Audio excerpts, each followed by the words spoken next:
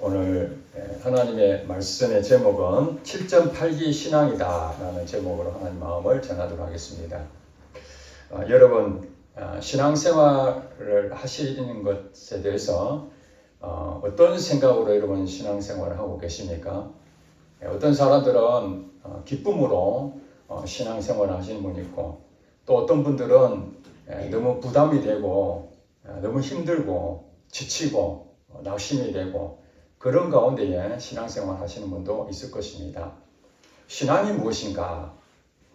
우리 가장 기본적인 질문이잖아요. 신앙이 무엇인가? 이걸 놓쳐버리면은 내가 지금 뭘 하고 있는지, 예배를 왜 드려야 되는지, 기도를 왜 해야 되는지 이것도 의미를 찾지를 못합니다. 많은 그리스도인들이 신앙이 무엇인가 라는 부분에 있어서 고민을 하고 있는데, 제가 볼 때에 가장 중요한 것 중 하나가 하나님은 살아계신다. 아멘. 하나님은 살아계신다. 우리 인생 가운데에 하나님이 살아계시는 그 하나만으로 모든 것들이 다 해결됩니다. 하나님의 부재를 느낄 때에 거기서 고통과 염려와 근심이 생기지 않습니까?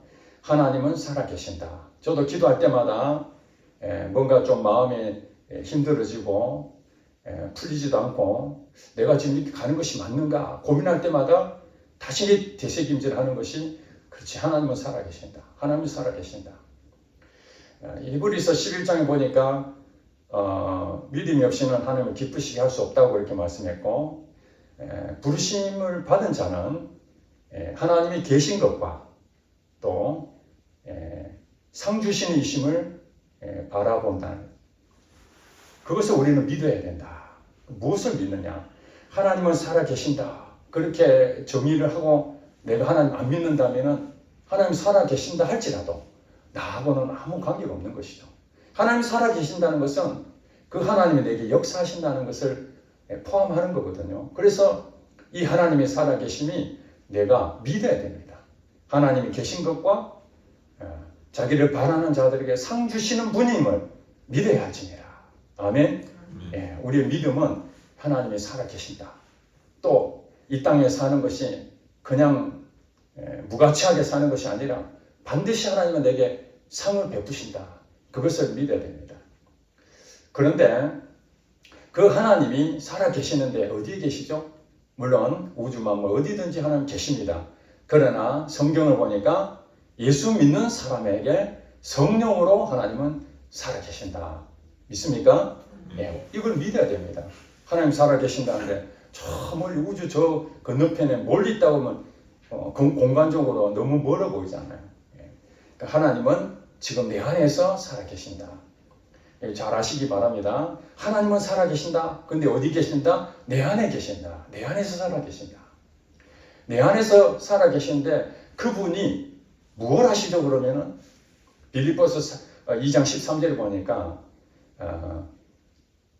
하나님은 너희 안에 행하시는 분이 하나님이시니, 너희 안에 누굽니까? 우리죠, 우리. 너희 안에 행하시는 분이 하나님이시니 자기의 기쁘신 뜻을 위하여 너희로 소원을 두사 행하게 하신다. 이렇게 말씀했습니다. 그러니까 하나님이 우리 안에 들어오셔서 가만히 계시는 것이 아니라 하나님의 기쁘신 뜻이 있다는 거예요. 우리 사람의 개개인에게 하나님께서 부르셨습니다. 구원해 주셨습니다. 그 살아계신 하나님이 우리 왜 구원해 주셨죠? 하나님의 자기 기쁜 뜻이 있다는 거예요. 요셉에게 대한 하나님의 기쁘신 뜻, 또 요한에게 주신 하나님의 기쁘신 뜻, 우리 성도 한 사람 한 사람마다 다 기쁜 뜻이 있는 겁니다. 상황은 다 다르지만 하나님의 가지고 계획이 다 있기 때문에 거기서 어떻게 한다는 거예요? 하나님이 우리에게 소원을 두고 행하게 하신다는 거예요. 그러니까 하나님 기쁘신 뜻을 가지고 있고, 그래서 우리가 이 땅에 왔고, 우리가 예수를 믿은 것은 이제 하나님이 나를 통해서 뭔가 하실 일이 있다는 것이죠. 그렇기 때문에 하나님 내 안에 와 계시는 겁니다. 아무것도 안 한다는 얘기는 살아있는 것이 아닙니다. 그러므로 하나님이 살아계신다는 것은 내 안에 계신다는 것이고, 내 안에 하나님 계신다는 것은 나를 통해서 무엇인가 하시겠다. 이것을 우리는 신앙생활에 가장 중요하다고 생각이 됩니다. 우리가 왜 직장에 다니고 왜 우리가 가정생활하고 교회에 와서 이렇게 예배 드리는가? 바로 그 하나님이 내 안에서 나를 통해서 무언가 하시겠다. 그래서 갈라디아서 2장 20절 말씀이 내가 그리스도와 함께 십자가에 못 박혔나니 이제는 내 안에 내가 산 것이 아니라 그리스도께서 내 안에서 사시는 것이다. 아멘. 사실은 내가 사는 거예요. 그러나 내 안에서 나는 없어졌다는 말이 무엇이면 내가 주체가 아니다는 거예요. 내가 주인이 아니다는 거예요. 내가 가지고 있는 모든 것이 내 것처럼 보이지만 실상은 하나님 것이래요. 내 안에 그리스도가 사시는 것이다. 이제 육체 가운데 사는 것은 나를 사랑하사 나를 위하여 자기를 버리신 하나님의 아들을 믿는 믿음 안에서 사는 것이다. 그러니까 우리 예수 믿는 사람의 신앙의 근본은 무엇인가? 신앙. 우리의 믿는 대상이 있는데 그분이 바로 나의 주인이신 예수 그리스도라는 사실입니다. 그 예수 그리스도가 이제 내 안에서 무엇인가 일을 하신다는 거예요. 자, 그러는데 하나님이 내 안에서 무엇인가 다 하신다니까 그러면 어떤 사람은 그럽니다. 그럼 나는 할 일이 없겠네. 나는 아무것도 하지 말라는 얘기냐. 이렇게 반문하시는 분도 계십니다. 물론 잘 생각해 보면은 예수님이 주인이시고 예수님께서 소원을 두시고 그 일을 다 행하신다니까 내가 할 일은 없습니다. 맞습니다. 그 말 틀린 말은 아닙니다. 그러나 주체와 실제로 행동하는 것과 이 부분에서 우리가 생각을 해야 된다는 거죠. 일하는 건 내가 할지라도 그 말씀하시는 분이 하나님이시면은 실제로 내가 하는 것이 아니죠. 주인이 너 가서 밭에 가서 농사를 어디부터 어디까지 오늘 다 하고 와. 일은 그 종이 했습니다. 그러나 그 일의 결과는 주인이 다 갖는 겁니다. 일은 종이 했지만은 주인이 가지고 있는 자기 땅을 가지고 자기가 얘기를 해서 모든 걸 했습니다. 종은 뭐냐면은 주인이 하라는 대로 한 것 뿐입니다. 그것이 보상입니다. 그래서 하나님이 계신 것과 바라는 자들에게 상 주시는 하나님 바라라는 것이 뭐냐면 우리는 사실은 죄의 종은 아니지만 이제 의의 종이 된 것입니다. 이해가 되십니까? 종은 종입니다. 그러나 우리는 죄의 종, 마귀에 끌려다니는 종이 아니라 하나님의 말씀을 감사하는 마음으로 기쁜 마음으로 그 일을 행하는 자, 바로 이것이 의의 종이고 순종의 종이라는 사실입니다. 그러므로 여러분 어떤 일을 하는데 왜 답답하고 하는 일도 잘 안 되고 짜증이 나고 이런 일이 왜 생길까요? 그것이 바로 하나님의 말씀대로 이루어져야 되는데 그것을 해야 된다라는 생각을 하지만은 내 가지고 있는 본성이 그것을 수용할 만한 능력이 안 되는 겁니다. 어린아이 보고 자 초등학생 있는 아이는 학교 가면은 그 산수를 배우죠. 산수. 초등학교 과정은 산수입니다. 자, 중고등부 과정은 뭘 배우죠? 수학을 배워요. 수학. 차원이 다릅니다. 배우는 건 똑같이 수를 배우는데 초등학생은 산수를 배우고 중고등학생은 그보다 차원이 높은 수학을 배웁니다. 자, 초등학교 다니는 아이들이 공부를 열심히 해서 수학을 만점도 맞고 잘했습니다. 자, 그 정도 되면은 굉장히 자부심이 있는 거죠. 그러나 중학교, 고등학교 가면은 초등학교 때 배웠던 그 부분에서 이제 더 높은 수준으로 올라가야 되냐. 이게 점진적 과정을 거치게 됩니다. 마찬가지로 신앙생활도 하나님이 우리에게 뭔가 소원을 두고 행하게 하시는데 그 행하게 하시는 것이 믿음에 따라서 아주 초등학생처럼 초보적인 산수 공부처럼 그렇게 우리에게 말씀하십니다. 그게 수준에 맞춰서 그걸 하면 됩니다. 그런데 초등학교도 들어가지 않는 유치원생들은 산수도 못하잖아요. 그렇지 않습니까? 그러니까 그 점진적 과정을 통해서 우리가 신앙생활에 하는 데 있어서 이 세상의 사회에 일어나는 것처럼 동일한 현상이 영적인 세계도 비슷하게 나타난다는 사실입니다. 그래서 신앙생활이 힘든 것이 바로 그겁니다. 여러분 아마 예수를 믿는 사람들은 그런 마음 들 겁니다. 예수님이 내 안에 계시니까 예수님이 내게 어떤 행하기를 원하는 그 마음을 주십니다. 얘야 이렇게 하기를 원한다. 말씀대로 살아라. 그렇게 가면 안 돼. 이렇게 가야 되지. 다양한 부분으로 이런 말씀을 통해서든지 아니면 기도를 통해서든지 예배 가운데 설교를 듣는 가운데 또 여러분 일상 가운데에 하나님께서 끊임없이 여러분들을 바른 길로 인도하실 것입니다. 그것이 바로 하나님이 여러분에게 행하게 하는 거예요. 주인이 종에게 얘야 그렇게 하면 안 된다. 오늘은 이걸 해야 되지. 이렇게 계속 가르쳐 주는 것이죠. 그런데 그 종 가운데에 알겠습니다 하고 바로 그 일을 감당하는 사람이 있죠. 오늘 하루 종일 밭을 8시간 동안 여기서 저까지 다 해라 하면은 좀 장성한 청년 같은 경우는 그것을 능히 할 수 있는데 초등학교 정도밖에 수준이 안 되는 그 아이들은 그 전체 8시간 동안 밭을 할 수 있는 능력이 안 되잖아요. 그러니까 우리가 신앙생활 하는 데에 하나님은 우리의 수준에 맞춰서 요구를 하시는데 우리 스스로 과욕을 부릴 때가 많습니다. 동의하십니까? 여러분 초등학교 수준인데 중학교, 고등학교 수준에 대한 부분을 자꾸 월반할 것처럼 더 빨리 가고 싶은 욕심을 자꾸 부립니다.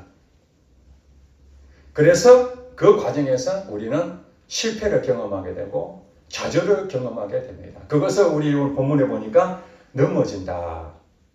성경에 보면 넘어지는 겁니다. 실질적으로 넘어지면 됩니까? 안 됩니까? 넘어지면 안 되는 거죠. 넘어졌다는 얘기는 이게 제대로 뭔가 할 수 없는 겁니다. 넘어졌다는 얘기는 할 수 있는 상황이 안 되는 겁니다. 세워져야 됩니다. 세워져야 걸어가고 활동을 제대로 하는 건데 오늘 본문에 볼까요? 16절에 보니까 의인은 7번 넘어질지라도 다시 일어나려니와 악인은 재앙으로 말미암아 엎드려지느니라. 오늘 이 한 절 말씀으로 우리 함께 은혜 나눴으면 좋겠습니다. 자, 의인과 악인의 두 부류로 잠언서는 항상 악인의 길과 의인의 길 두 부류를 항상 해놨습니다. 이게 우리에게 주시는 적용입니다. 적용. 하나님 말씀을 듣고 하나님의 기쁘신 뜻대로 순종하는 사람들, 이 사람들이 바로 의인이다 이렇게 불러지거든요. 저와 여러분 예수 믿는 사람들은 의인인 줄 믿으시기 바랍니다. 그러면은 자 여러분들에게 지금 얘기하는 겁니다. 의인은 7번 넘어질지라도 어떻다는 거예요? 다시 일어난다. 7번 넘어질지라도 다시 일어난다. 여기서 7번이다. 7이라는 숫자는 유대인들이 이 7이라는 숫자를 어떻게 이해를 하고 있냐면은 완전수다, 완벽하다 그렇게 의미를 가지고 있습니다. 그러니까 반드시 7번 넘어진다 그 개념보다는 끊임없이 넘어진다 할지라도 계속해서 넘어진다 할지라도 다시 일어나는 그것을 말하죠. 오늘 우리에게 주는 한자성어로 보면은 7.8기가 해당되지 않겠습니까? 7번 넘어질지라도 다시 8번째 일어나는 등 이것이 바로 7.8기 신앙이 아닌가 그렇게 생각이 됩니다. 1977년도에 우리나라에서 아주 유명한 경기가 있었습니다. 최근에 있는 여러분 청년들은 잘 기억이 안 나지만 연세 드신 분들은 옛날 그 권투 시합을 아주 즐겨 했습니다. 못 사는 나라일수록 그 시원한 뻥 뚫림을 할 수 있는 것이 권투 경기였거든요. 그 중에 우리나라 유명한 선수가 있었는데 홍수환 선수라고 있었습니다.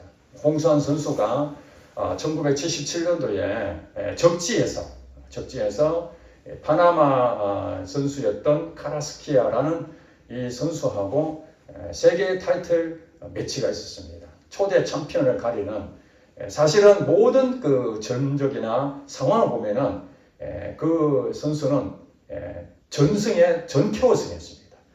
그리고 홍수환 선수는 나이도 있고 그 젊은 선수하고 시합하는데 적지고 거의 이길 가능성이 없는 게임이었습니다. 그러나 그날 대이변이 일어났습니다. 홍수환 선수가 그 상대편하고 경기를 했는데 1회전부터 그 다운을 당하는 겁니다. 무려 4번이나 1회전에 2회전 합쳐서 4번을 다운 당했습니다. 여러분 1회전, 2회전에 벌써 다운을 4번 당했다면 거의 그 지능 게임 아니겠습니까? 그런데 기적이 일어났습니다. 4번 다운 당하고 난 다음에 마지막에 투혼을 발휘해서 한 방 쳤는데 그게 걸린 거예요. 그걸로 인해서 상대방이 KO패 됐습니다. 홍수환 선수가 세계 챔피언을 따게 된 것입니다. 그것이 이제 홍수환 선수의 사전옥이다. 이 신화가 거기서 생기게 되었습니다. 자기가 나중에 고백하기로는 비록 자기가 때로는 넘어졌지만은 다시 싸울 수 있다. 그 마음을 계속 마음을 갖고 덤볐는데 결국에는 포기하지 않았더니 5번째 만에 일어나서 상대방을 밀쳤다. 그 좋은 결과를 얻었다. 그런 고백을 들었습니다. 그렇습니다.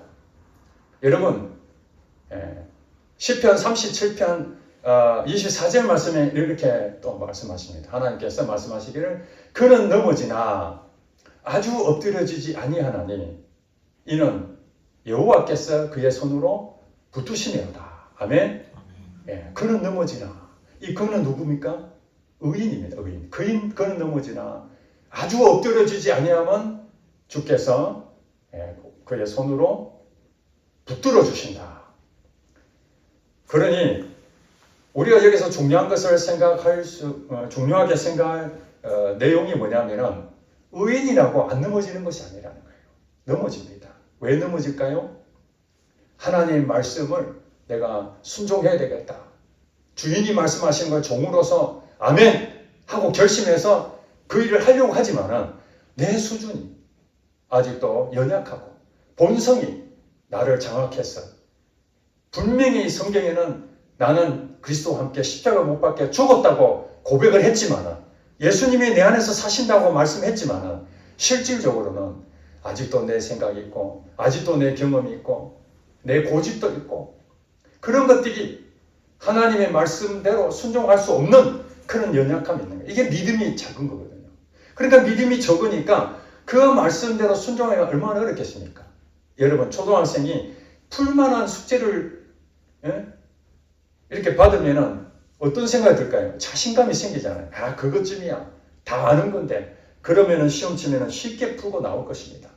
그런데 이게 내게 수준이 맞지 않는 걸 문제를 주면은 어려운 문제 오면은 이 끙끙거리잖아요. 이게. 그렇습니다.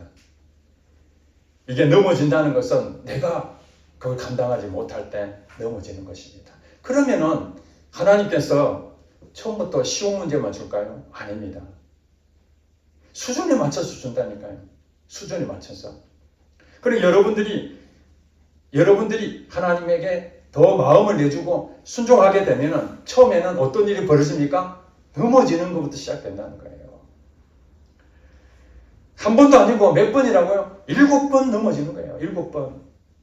넘어지고 또 넘어지고 넘어지고 또 넘어지고 어린아이가 엎드려 있다가 다시 디비고 거기서 걷고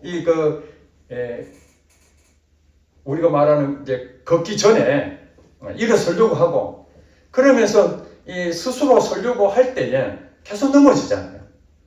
7번, 8번 막 수없이 반복해서 넘어집니다. 이것을 우리는 실패라고 하지 않습니다. 우리 자신은 그것을 실패라고 생각할 것입니다. 하나님 말씀 앞에 순종해 살아야 되는데 결심도 해보는데 또 안 되는 거예요. 그때 이러면 어떤 마음이 듭니까? 낙심이 되잖아요. 그리고 여러분 스스로 자책하잖아요. 내가 하나님 말씀대로 살아야 되는데 왜 안 될까? 왜 안 될까? 그것이 하나님께서 넘어지는 것을 통해서 우리에게 필요한 건 뭐냐면 안 넘어지려고 하니까 힘든 거예요. 여러분 한 번 딱 결심했는데 그게 바로 이루어지면 해피하잖아요. 얼마나 기분 좋겠습니까? 그러나 우리의 본성, 우리 수준이거든요. 그 사람이 가진 수준입니다.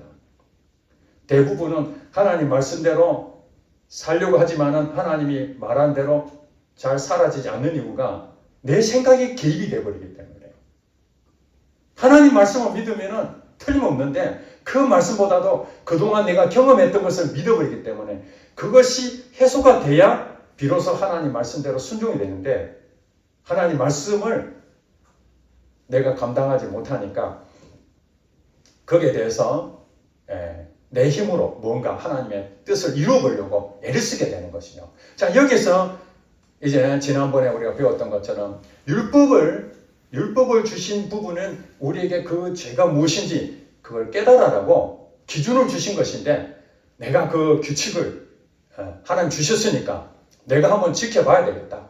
그렇게 결심하고 열심으로 그걸 지키려고 애를 씁니다. 그런데 그것이 되는가요? 율법으로는 의를 이룰 수 없다고 성경이 말을 했는데도 불구하고 성경은 뭐라고 얘기합니까? 믿음으로 의를 이룰 수 있다. 믿음. 하나님을 믿는 겁니다. 하나님 살아계시고 하나님이 전능하시고 하나님 내 인생 가운데 무엇이든지 하실 수 있는 분이다. 나는 못하지만 하나님 하실 수 있다. 그걸 믿고 그 믿음으로 실천해야 되는데 거기에 대한 수준이 안 되니까 내 생각으로 하게 되는 거예요. 그것이 율법으로 하게 되는 것이죠. 미국의 한 집사님이 전도에 대해서 강한 도전을 받았습니다. 그래서 이 도전 받고 당시로 말하면 요즘은 그거 하는지 모르겠는데 당시에 전도 폭발 훈련이라는 것이 굉장히 많이 유행했습니다. 거기 가서 훈련을 받고 전도 폭발 훈련 강사가 됐습니다. 그래서 이제는 훈련 받는 사람들을 데리고 현장 실습을 종교 입장에서 강사니까 직접 현장 가서 전도하는 일을 하게 됩니다. 자, 여러분 전도 폭발 훈련 그 과정을 이수하고 또 실습도 하고 또 전도를 했더니 영접받는 사람이 막 쏟아져 나오고 이랬으면은 어떤 마음이 들까요? 야, 이제 뭐 자신감이 넘치지 않겠습니까?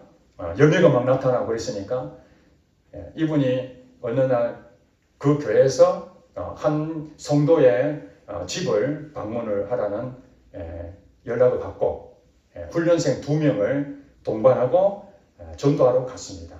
그 성도는 교회를 열심히 나오지 않는 성도였습니다. 지금 말해서 이제 시험에 들었는지 어쨌는지 하여튼 거기 가게 됐습니다.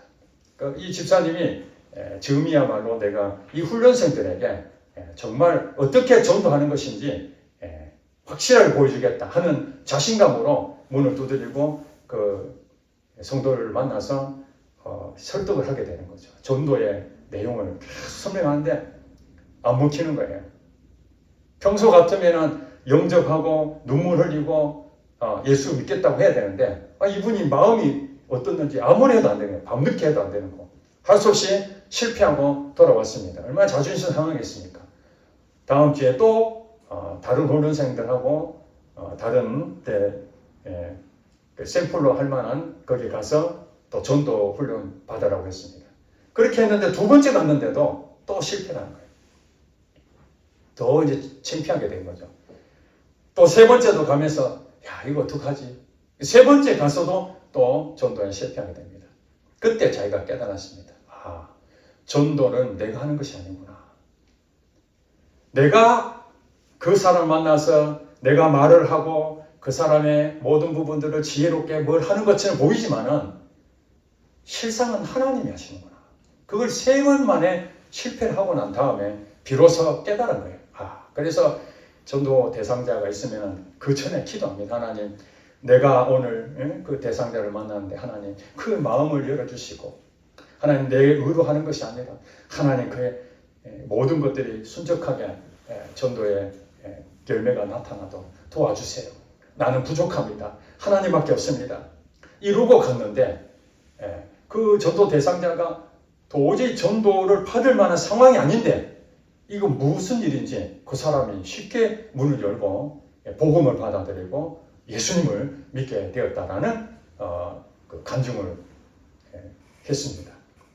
그렇습니다.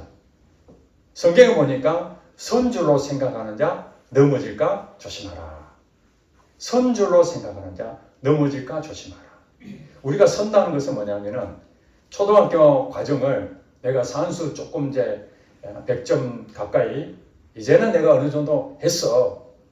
다 이렇게 했다고 여러분 영적 세계가 이제 나는 다 배웠다고 생각하십니까? 아니라는 거예요. 자, 중학교 과정이 있습니다. 하나님께서는 그 정도 수준이 정도 되면 이제는 그보다 더 높은 단계의 테스트를 우리에게 주십니다. 그러면 중등 과정에 들어갔을 때에 그걸 쉽게 풀 수 있겠습니까? 또 거기에 대해서 풀다 보면은 막히고 또 안 되고 이것이 무엇입니까? 이게 넘어짐이다. 넘어짐.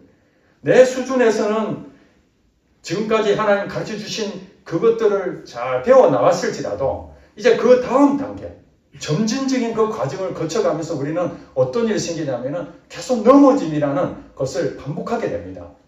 그때에 우리는 어떤 생각이 듭니까?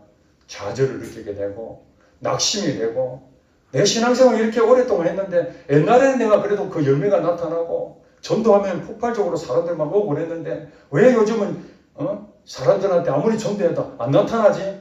그렇습니다. 옛날에는 초보 시절에 초등학교 수준으로 하나님께서 맡겨줬기 때문에 그 정도 감당했다면은 이제는 중등부 과정을 거치는 것이고 또 이 부분에서 또 넘어지고 또 실패하고 좌절하고 그런 가운데서 다시 하나님 나를 불쌍히 여겨주세요. 그러면서 하나님이 나를 통해서 열매가 나타나면 이제 그 과정을 다 통과가 되는 거 아니겠습니까? 그 다음에는 하나님께서 어떻게 하냐? 그 다음에 고급 과정을 또 넘어가야 되는 것이죠. 이 영적 세계가요. 그냥 여러분 눈에 보일 때 예배드리고 뭐 성경 보고 그 다음에 기도하고 같이 그냥 공동체 봉사하고 일터 가고 뭐 이런 눈에 보이는 현상은 그렇지만은 우리 보이지 않는 영적 세계 안에는요. 이 수준이 엄청나게 많습니다. 초등학교 수준부터 뭐 우리 학문적으로 말하면 최고 과정이 어디입니까? 박사죠, 박사. 박사까지 밟습니다. 제가 또 박사 과정을 밟은 분의 또 그 교수님의 그 책을 읽어보니까 박사 그 과정 다 끝났다 해가지고 다 끝난 게 아니더라고요. 박사 과정 끝나면은 또 교수를 또 임명을 받아야 되잖아요. 교수 임명을 받는데 그냥 받는 것이 아니라 학생을 가르치는 부분도 잘해야 되고 또 연구 실적도 있어야 됩니다.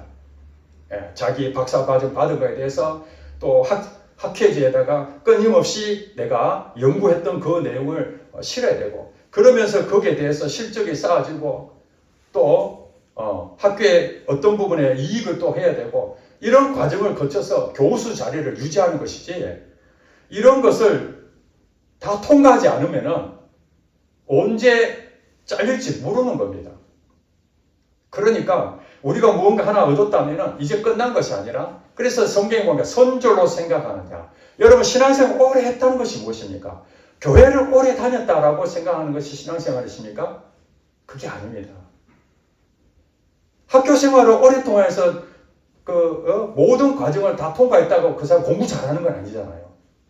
대학교까지 나왔다 할지라도 그 과정에서 아무것도 모르는 사람도 있고 초등학교만 나와도 사회적인 그런 지식을 많이 얻어서 학교 공부를 많이 못했지만 현장에서 공부를 엄청나게 하신 분이 있잖아요. 그 대표적인 사람이 그 현대그룹 그 창업주였던 정주영 회장 아닙니까? 그분 초등학교밖에 나오지 않았는데 대학교 박사까지 밟은 사람을 자기 부하로 그렇게 쓸 정도로 탁월한 능력을 갖잖아요. 현장에서는 전문가거든요. 그러니까 이 세상에서 우리가 신앙생활하면서 넘어지는 것을 두려워할 필요가 없습니다. 여러분 넘어진 것은 수치가 아닙니다. 어린아이가 자라는 성장 통해서 실패하고 또 넘어지고 이거 당연한 겁니다. 이게 여러분들이 내가 하나님 뜻대로 한번 살아보겠다고 결심하는 거 그거 정말 귀중한 일입니다. 거기서 시작해야 되죠. 그런데 대부분의 많은 사람들은 내가 결심했는데도 또 안 되고 또 안 되고 결국 나는 안 되는 것 같다. 이렇게 생각하고 포기해버려요. 이것이 바로 무엇입니까? 아주 엎드려지는 거죠. 그는 넘어지나 아주 엎드려지지 아니하면 하나님께서 그의 손으로 붙들어 주신다. 그러니까 내 스스로는 그걸 감당할 수 없으니까 내 본성적으로 그걸 이길 힘이 없으니까 누구를 의지하라는 거예요? 하나님을 의지하라. 그러니까 하나님께서 네가 하는 것이 아니라 누가 한다? 내가 한다. 행동은 네가 하지만은 내가 다 가르쳐준다. 여러분 옆에서 문제가 있는데 교수가 옆에 해가지고 그 문제 푸는 방법들을 옆에서 지시해 준다고 생각해 보세요.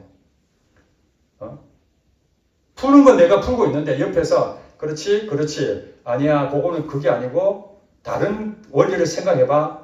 아 그렇구나. 그러면서 쓰면 얼마나 쉽습니까? 문제풀이를 이렇게 한다고요. 하나님이 하시는 게. 그냥 문제를 던져주고 네 맘대로 해라가 아니라 나를 의지하라. 그러니까 사실 신앙생활이 어렵지만은 또 한편으로 보면은 굉장히 단순하고 쉽습니다. 무엇입니까? 하나님한테 물어보는 거죠. 예, 문제를 주신 분이 하나님이시니까 하나님 이거 어떻게 풀까요? 그리고 풀어졌으면은 야, 하나님께서 내게 지혜를 주시고 하나님께서 전도할 수 있는 능력을 주셔서 내가 전달했더니 그 사람 마음이 열려가지고 예수를 믿게 되는구나. 하나님이 하셨습니다. 이렇게 나오잖아요. 그런데 하나님 물어보지 아니하고 그가 예수를 믿게 되면 어떤 마음이 듭니까? 이야, 내가 전도를 했더니 그 사람이 돌아왔네. 그러면은 이제 자신감 생깁니다. 누구든지 데려와. 내가 다 사람 바꿀 수 있어. 또 어떤 사람은 하나님께서 그 사람에게 특별한 은사를 주셔가지고 기도하면은 그 병이 고쳐지는 그런 은사가 나타난다고 합시다. 처음에는 하나님이 하셨습니다 하지만은 가는 곳마다 그냥 사람들이 병이 낫고 그러면은 눈에 보이지 않는 하나님보다도 눈에 보이는 그 은사자들을 집중하지 않겠습니까? 아이고 고맙습니다. 당신 때문에 내가 살았습니다. 처음에는 아니에요. 하나님이 하셨습니다 하면서도 그래도 내가 기도해 줬으니까 나았지. 그래서 좀 이제 어떤 이제 은사자들 이런 생각이 듭니다. 그 병 내한테 와봐. 내가 다 고쳐줄 수 있어. 자신만만하죠. 물론 지나간 시간 동안 많이 고친 것은 맞습니다. 자기를 통해서.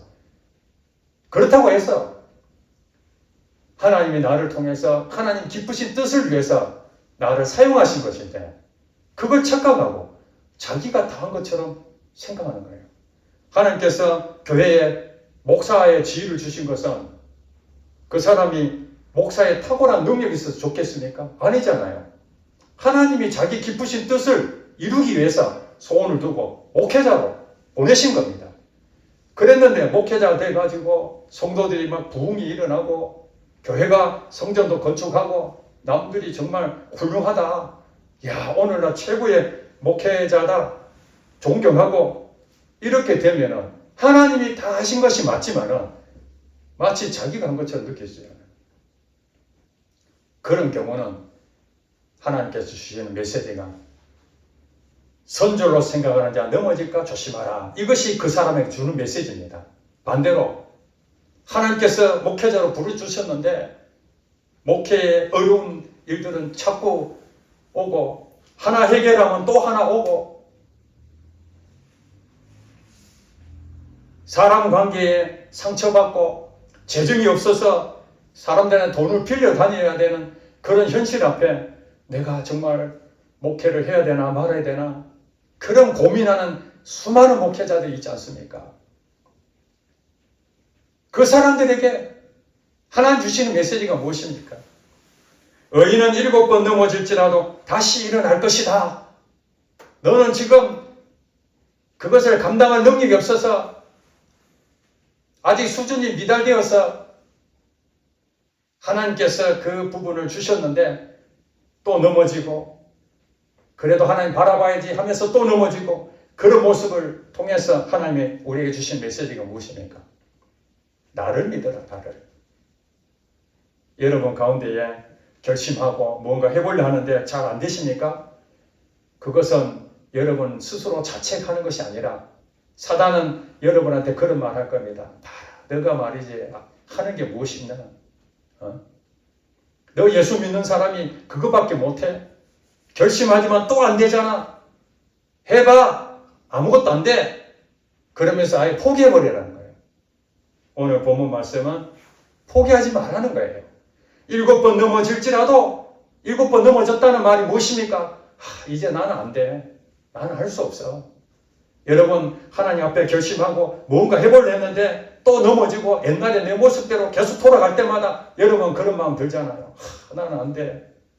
안 돼. 이것으로 끝나지 마시고 여러분 어디로 가라고요? 주님 앞에 나가시길 바랍니다. 주님 앞에 나가서 주님 안 됩니다. 하나님 저 사람 내가 품어야 되는데 안 품어지네요. 성경은 품으라고 몇 번을 용서해야 될까요? 이런 것이 7번이라도 해라. 이런 것이 7번이 아니라 한 번도 못하겠는데 어떻게 하면 좋습니까? 수준이 제가 안 되는데요. 그래서 포기하라는 것이 아니라 하나님을 또 의지하는 하나님 저는 품지를 못합니다. 주여 나를 불쌍히 해주세요. 나를 불쌍히 해주세요. 그러면서 나의 넘어진 것. 그러면 여러분 어떻습니까? 하나님 또 내 마음에 용기를 주시잖아요. 또 사랑하는 마음을 가지고 그 사람 만나는데 여러분 상대방의 내 마음을 잘 알아주면 용서가 되지만은 또 똑같은 짓을 하면은 용서하려고 했던 마음이 어디로 가버립니까? 다시 사라져 버리잖아요. 그러면 또 저 인간이 일이 나오잖아요. 그러면 어제 결심했던 것이 또 무너지잖아요. 내가 또 품지 못하고 내가 사랑하지 못하고 아이고 이 인간이 이렇습니다. 이렇게 반복해서 넘어지는 것, 이것을 우리가 볼 때는 실패요, 수치처럼 보이지만은 하나님 보실 때 무엇입니까? 그것을 통해서 나를 의지하고 내 힘으로 안 되는구나, 하나님밖에 없구나, 그것을 경험하는 시간이 바로 이 넘어지는 시간이라는 거예요. 이것이 인내의 시간입니다. 많은 성도들이 질문합니다. 목사님 신앙생활하는데 참 힘듭니다. 왜 힘듭니까? 뭔가 결심하고 해보는데 또 안 되고 포기하고 싶습니다. 희망 고문이라고 들어보죠. 희망 고문. 됐듯 하면서 또 안 되는 거죠. 하나님 말씀은 기다려라, 인내하라, 그래도 품어라. 하나님 지금까지 품었는데, 품으려고 애를 썼는데 지금도 안 되는데요. 그래도 품어라. 언제까지요? 이게 가장 힘들잖아요. 언제까지? 지금 현재 일어나는 모든 상황들이 맺고 딱 끊어지고 정확하게 계산이 돼버리면 좋은데 답도 없고 언제까지 가야 될지 이런 문제가 생기면 답답하잖아요. 그래서 갈라디아서 6장 9절 말씀에 우리가 선을 행하되 낙심하지 말지니 포기하지 아니하면 때가 이름에 거두리라. 하나님의 때가 있다는 것입니다. 카이로스 시공간이 있습니다. 저는 기도합니다. 하나님, 현재 우리 교회에 대한 상황은 이렇습니다. 하나님, 내 힘으로 목회할 수 없습니다. 하나님께서 이 교회를 세웠지 않습니까? 하나님이 이 교회에 대해서 기쁘신 뜻이 있을 것이고 그 기쁘신 뜻을 통해서 저를 통해서 하시고자 했으니 하나님 뜻이 이루어지기를 원합니다. 이 현실을 바라보면 좌절되고 또 넘어질 수밖에 없는 마음이지만 그러나 하나님 약속의 말씀을 붙잡고 때가 이르면 거두리라. 하나님께서 반드시 이 교회를 쓰시겠다고 한다면 걱정할 필요가 없다는 것입니다. 우리 가정을 하나님께서 회복시켜 주시겠다 약속하셨다면 그 믿음으로 하나님 살아계시니까 그가 붙들어 주시니까 다시 일어설 수 있다는 사실입니다. 여러분, 포기하고자 하는 마음 하나님 다 알고 계십니다. 이 세상 사람들 가운데에 낙심되지 않는 일이 어디 있겠습니까? 염려가 안 되는 것이 어디 있겠습니까? 예수 믿는 사람들도 다 낙심됩니다. 고난을 겪습니다. 염려가 됩니다. 계속 넘어집니다. 그러나 그 넘어짐을 통해서 이제 또다시 여러분들은 다른 넘어지는 사람들을 보게 되는 눈이 열릴 줄로 믿습니다. 여러분, 사업을 실패한 사람이 사업에 실패한 사람 마음을 이해하지 않습니까? 사랑하려고 애를 썼는데 사랑이 안 되는, 수없이 결심했는데 사랑을 하지 못하는 그 가운데에, 하나님의 은혜 가운데에 품어지는 그 경험을 했을 때에, 사랑하지 못하는 부부관계에 그렇게 했을 때에, 여러분, 내가 수없이 좌절했던 경험, 넘어졌던 그 경험이 있는 자가 그 부부의 마음을 이해하지 않겠습니까? 어렸을 때부터 망나니 짓 하고 부모 말에 불순종하고 엉뚱한 길 가고 그렇게 분류를 했던 사람이 청소년들을 보니까 마치 자기 옛날 모습 보듯이 말썽 부리고 잘못된 삶을 갈 때 그때 어떤 마음이 듭니까? 나도 수없이 넘어지고 좌절을 겪었던 이것이 바로 그들을 품을 수 있는 또 하나의 연결점이 된다는 사실입니다. 그러므로 우리 신앙생활하면서 계획된 대로 아무 문제 없이 잘 이렇게 이루어지기를 우리는 소망하지만은 그것은 불가능한 일입니다. 그것은 아예 진짜 그야말로 그건 희망 고문입니다. 우리는 어떤 마음을 품어야 됩니까? 우리는 언제든지 넘어질 수 있다. 저 사람이 넘어진 거 보니까 손가락질 하지만은 나도 저 상황이 되면 나도 넘어질 수 있는 자야. 그걸 불쌍히 여길 수밖에 없는 거죠.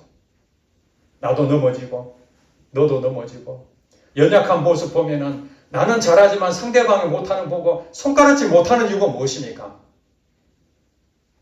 내가 최고 학벌을 나와서 수준이 높다고 생각합니까? 아니잖아요. 의사들이 모든 걸 다 아십니까?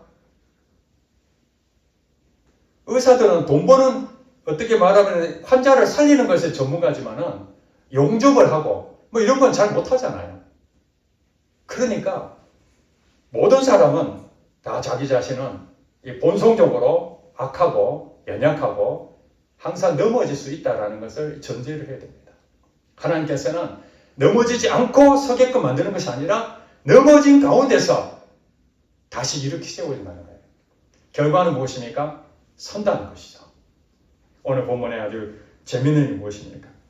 일어선다는 거예요. 하나님 우리에게 주신 재앙이 아니라 미래와 평안이다. 소망 주시는 거예요.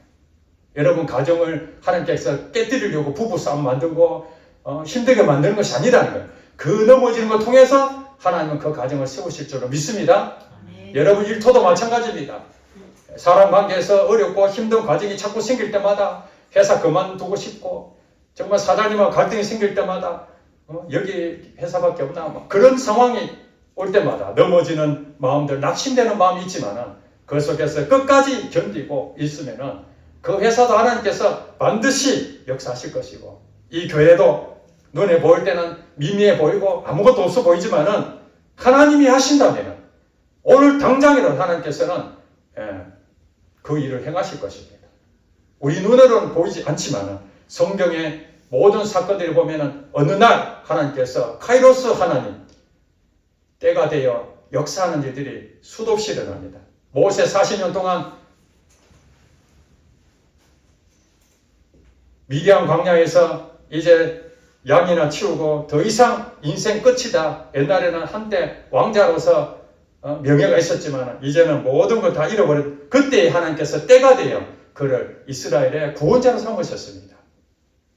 마찬가지입니다. 이 시대도 지금 눈에 보이는 건 아무것도 없지만 하나님께서 여러분 다 계획을 세워주시고 그 다음 걸음을 다 인도하시고 그 걸음을 기뻐하신다고 말씀하십니다.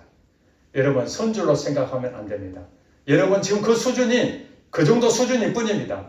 하나님은 그보다 더 영적으로 자라고 그리스도까지 분량에 자라기를 바랄 때마다 하나님께서는 끊임없이 또 하나님의 말씀을 주실 겁니다. 여러분 그 말씀을 듣고 순종해야 되는데 순종이 안 될 때 그때 넘어지게 됩니다. 그걸 무엇이냐? 내가 아직 이 말씀을 지켜낼 만한 순종이 안 되는구나. 그러면 그때마다 뭘 해야 됩니까? 좌절하고 낙심할 것이 아니라 이것이 바로 성경이 말하는 넘어질 때구나. 이 넘어짐을 반복을 통해서 다시 또 결심하고 다시 또 결심하고 또 결심하고 그 결심은 오직 하나님 앞에서 하나님 행하시옵소서. 하나님 역사하시옵소서. 그래서 그 하나님을 통해서 나를 빚어내시고 또 해결하시고 열어가시고 그런 부분들이 바로 우리의 간증이 될 줄로 믿습니다.